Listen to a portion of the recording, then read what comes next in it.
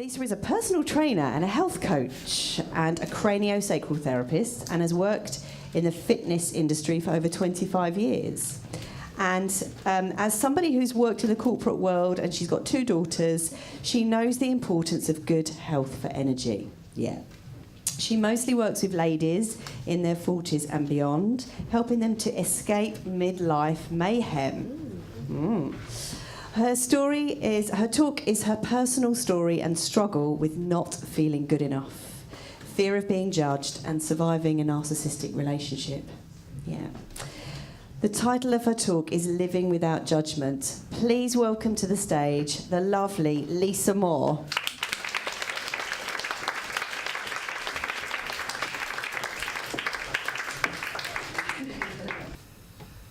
The greatest prison in life is the fear of what other people think.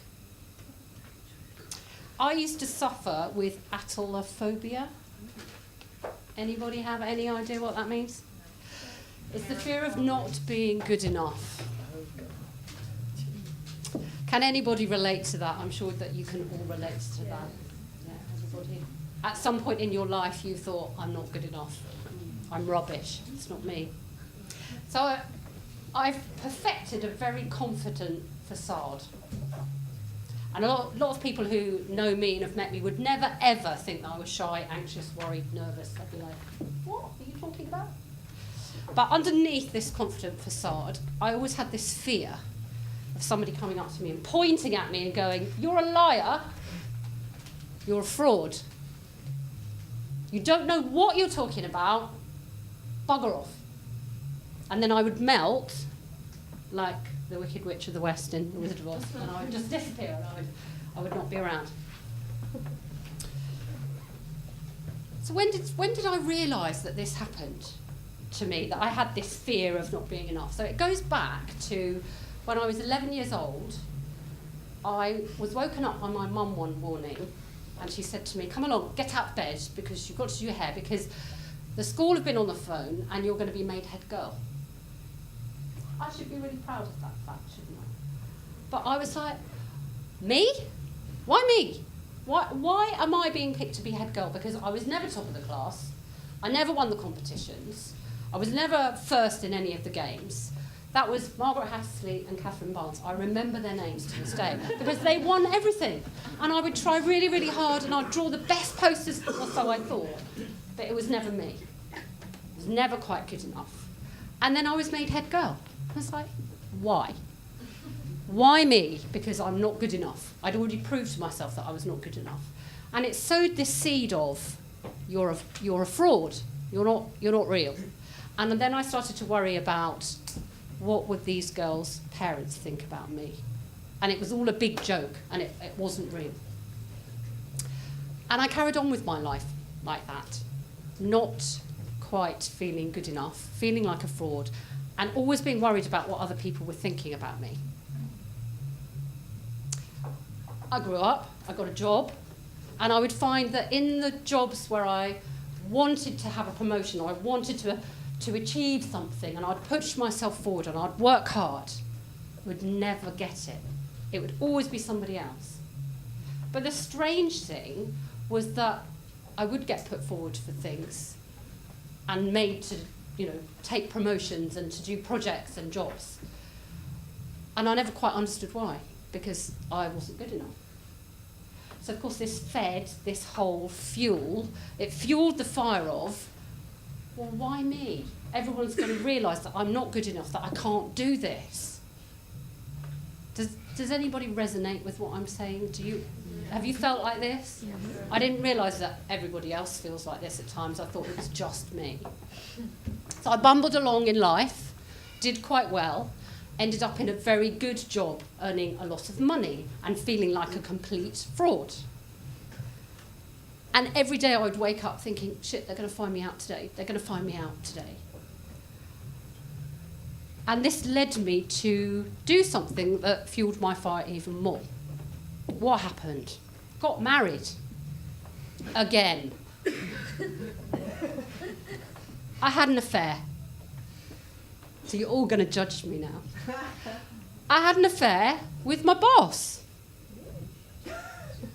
great choice. He appeared as this knight in shining armour that was going to rescue me and was going to make me into the woman that I believed that I could be. Only it was a mistake. Because he was, what I now know, a narcissist. So he was a very controlling person. So he would tell me things like, you only did well in that project because I helped you and I spoke to people. So he fed my anxiety.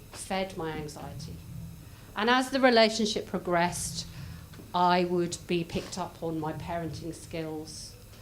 I wasn't allowed to dress in a certain way. If I came downstairs to go to work and I had a pair of heels on, note I have heels on tonight, he would look at me and say, are you going to wear those?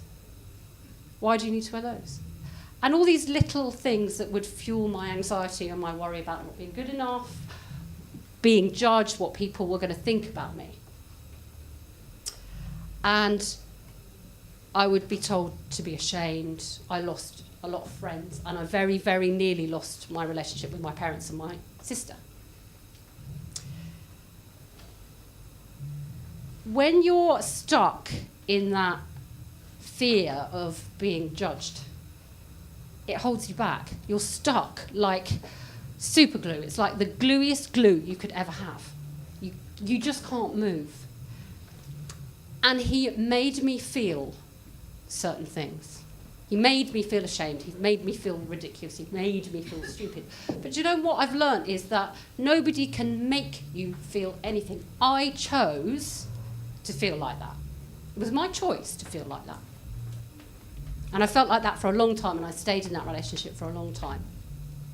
Until one day, I got up in the morning after having another night of not being allowed to sleep and decided that I was going to leave. And I did. I don't know where I got the courage from, but I left with my 2 children when he'd gone to play golf, and I packed my bags and we left. So that was 6.5 years ago, so I've come a long way since then. And it does get better, the story, I promise. So I left, I moved in with my parents, I rented a house, nearly lost the rented house, I nearly lost my old house, I nearly saw my money. I set up my own business as a personal trainer and nearly lost my business. The business side was good and bad because I had this fear of judgment, so I wouldn't do things because I'd think, people are going to think I'm stupid. Everybody else as a personal trainer is so much better than me, they can do burpees better than me, they teach better than me, they have more knowledge.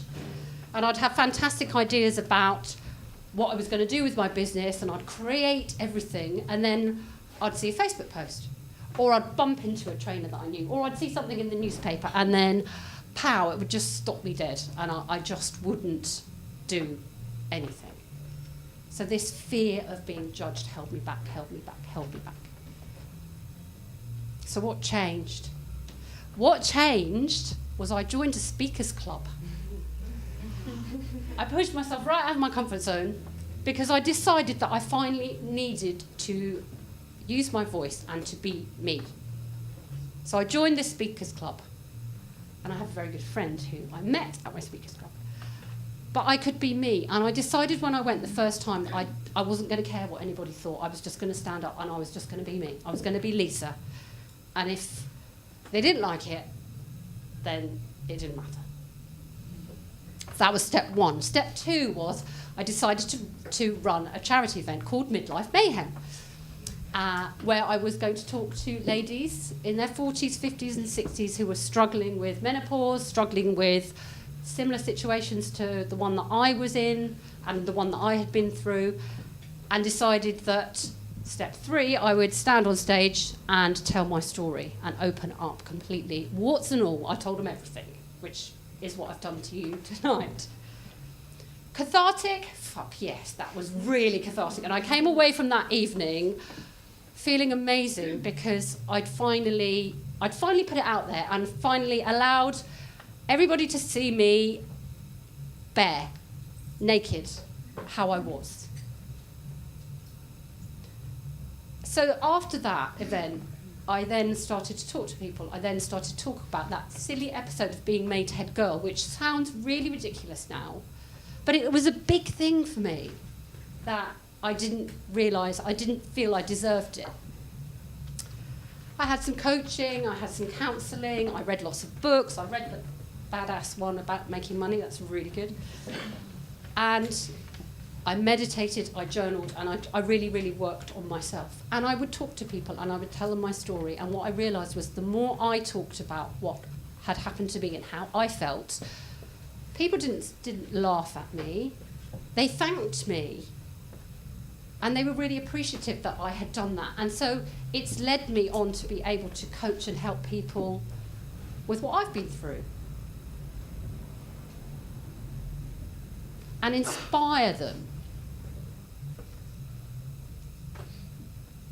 I wanted to share with you before I come off the stage a quote that I found a while ago that I have on my phone, which hopefully you will understand. And it goes like this. One day it just clicks. You realise what's important and what isn't. You learn to care less about what other people think of you and more about what you think of yourself. The most important thing that I can leave you with tonight is it doesn't matter what everybody else thinks about you. The most important thing is what you think about yourself and what you believe about yourself. Phone's gone off now. You realise how far you've come, and you remember when you thought things were such a mess that you would never recover. And you smile. You smile because you are truly proud of yourself and the person you fought to become. So remember, it doesn't matter what anybody else thinks about you. If you love yourself and you know yourself, be yourself. That's the most important thing. And people can't make you feel anything. You can choose how you respond. If somebody cuts you up in the car in the morning, you might immediately react with that, you bugger. But then you can choose to go, I'm not going to let that ruin my day. I'm going to take a deep breath and I'm going to relax.